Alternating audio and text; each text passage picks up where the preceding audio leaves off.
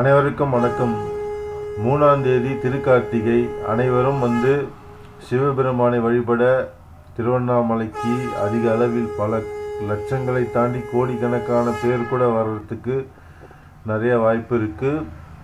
அனைவருமே அந்த தீப ஒளியை எந்த இடத்திலிருந்தும் நீங்கள் உணரலாம். அல்ல திருவண்ணாமலை போய் சில பேர் உணரணும் அப்படின்னு நினைக்கிறவங்களும் இருப்பாங்க. வாங்க, பாதுகாப்பாக திருவண்ணாமலையை தீப ஒளியை பார்த்துட்டு போங்க, தவறில்லை. ஆனால் கூட்டம் அலைகடலாக திரண்டு இருக்கும். அதனால் பிள்ளைகளை கூப்பிட்டு வந்தீங்கன்னா அது கொஞ்சம் தவிர்க்கிறது ரொம்ப நல்லது.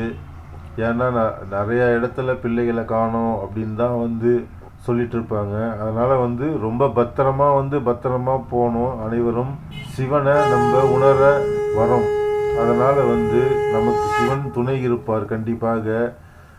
அதனால் நம்ம போய் தான் ஆகணும்னா அப்படியும் கிடையாது. நம்ம இருந்த இடத்துலையே அந்த தீப ஒளி ஏற்றுற நேரம் நீங்கள் கண்ணை மூடி உணர்ந்தீங்கனாலே உங்களுக்கு கண்டிப்பாக அங்கே திருவண்ணாமலையில் ஏற்றக்கூடிய ஜோதி உங்களுக்குள்ளே பார்க்கலாம். நீங்கள் அதில் எந்த ஒரு மாற்றமும் கிடையாது. அண்ணாமலையாருடைய அருள் எங்கே இருந்தாலும் கண்டிப்பாக கிடைக்கும். அதில் எந்த மாற்றமே கிடையாது.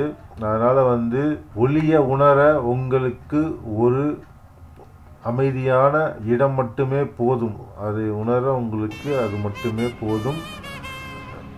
நேரம் கிடைக்கிறவங்க கண்டிப்பாக நேருக்கு நேராகவே பார்க்கலாம். எப்படியும் ஒரு 3 கிலோமீட்டர்லேருந்து 5 கிலோமீட்டருக்கு இடையே கூட்டம் ஜாஸ்தியாக இருக்குன்றதால ஸ்டாப் பண்ணுவாங்க. நம்ம எங்கே தெரியுதோ அந்த இடத்துல நின்று பார்த்துட்டு அண்ணாமலை அருளை பெற்று வரலாம்.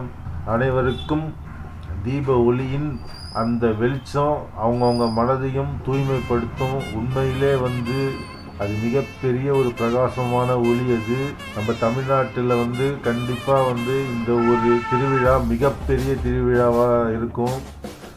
அது பார்க்க கோடான கோடி கண்கள் இருந்தாலும் மிகையாகாது. அப்பேற்பட்ட சிவபெருமான ஆலயத்திற்கு நம்ம போனோம்னா சாதாரண நாளில் போகலாம். ஆனால் இந்த மாதிரி நாளில் கிட்டக்கு நெருங்கவே முடியாது. இதுதான் உண்மை. நன்றி, வணக்கம்.